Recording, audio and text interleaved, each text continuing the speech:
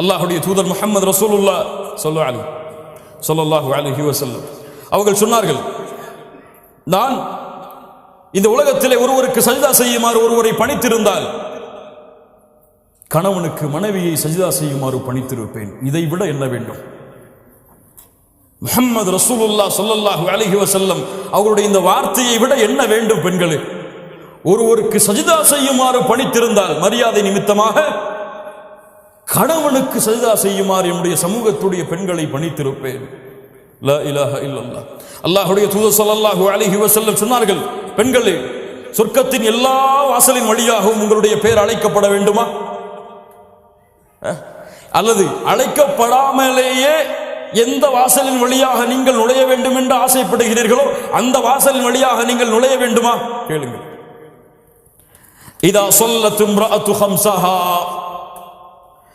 எந்த ஒரு பெண் 5 நேர தொழுகையை தொழுகிறாளோ, வஸாமத் ஷஹ்ரஹா, ரமதான் மாதத்திலே நோன்பு வைக்கிறாளோ, வஹஃபிதத் ஃபர்ஜஹா, தன்னுடைய மர்மஸ்தானத்தை பாதுகாக்கிறாளோ, வஅதாஅத் ஸௌஜஹா, தன் கணவனுக்கு முற்றிலும் கட்டுப்படுகிறாளோ, அந்த பெண்ணுக்கு சொல்லப்படும் நாளை மறுமையில் சொர்க்கத்தின் எந்த வாசலின் வழியாக நுழைய வேண்டும் என்று நீங்கள் ஆசைப்படுகிறீர்களோ அந்த வாசலின் வழியாக நுழைந்து கொள்ளுங்கள்.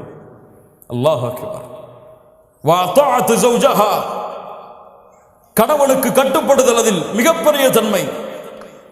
அல்லாஹ்வுடைய தூதர் ஸல்லல்லாஹு அலைஹி வஸல்லம் சொன்னார்கள், நரகத்தை பார்த்தேன், அல்லாஹ் அதிலிருந்து எம்மை பாதுகாப்பானாக, என்னுடைய குடும்பத்தார்களை பாதுகாப்பானாக, அதனுடைய காற்றை கூட சுவாசிக்காமல் அல்லாஹ் ரப்புல் ஆலமீன் எம்மை பாதுகாப்பானாக. நரகத்தை பார்த்தேன், அதில் அதிகமாக பெண்களை பார்த்தேன்.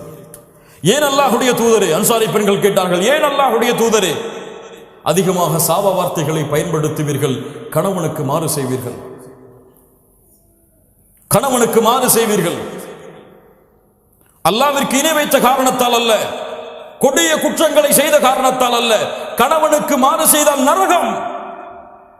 அல்லாஹ்வுடைய மார்க்கத்தில் ஒரு கணவனுக்கு கட்டுப்படுதல் எவ்வளவு அந்தஸ்தில் உள்ளது, எவ்வளவு அந்தஸ்தில் உள்ளது. அல்லாஹ் ரப்புல் ஆலமீன் நம்மை பாதுகாப்பானாக. அதுபோன்று கணவன் மனைவியுடைய கடமைகள், கணவனை முதலாவதாக அறிதல். கணவனுக்கு எது பிடிக்கும், எது பிடிக்காது, எதை என் கணவன் விரும்புவான், எதை விரும்ப மாட்டான், எது அவனுக்கு சந்தோஷம், எது அவனுக்கு கவலை, எதை பேசினால் எந்த நேரத்திலே பேசினால் திருப்தி அடைவான், எதை பேசினால் கோபப்படுவான் என்ற எல்லா கல்வியையும் அறிந்தால்தான் அந்த கணவனோடு உங்களால் வாழ முடியும். ஏனால் பெண்ணுடைய குணம் இயற்கையிலே பலகீனமானது, இயற்கையிலேயே பலகீனமானது.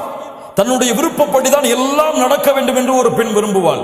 இல்ல மாஷா அல்லாஹ், அது அவருடைய இயற்கையான குணம். அதற்கு ஏற்றார் போல் ஒரு பெண் தன்னுடைய வாழ்க்கையை தன் கணவனுடைய திருப்திக்கும் அதிர்ப்திக்கும் மகிழ்ச்சிக்கும் கவலைக்கும் ஏற்ப மாற்றிக்கொண்டால் அவள்தான் இந்த உலகத்தில் உயரமான பெண், ஈமானோடு இருந்தால். அல்லாஹ் அப்படிப்பட்ட பெண்களாக எம்மை மாற்றுவானாக.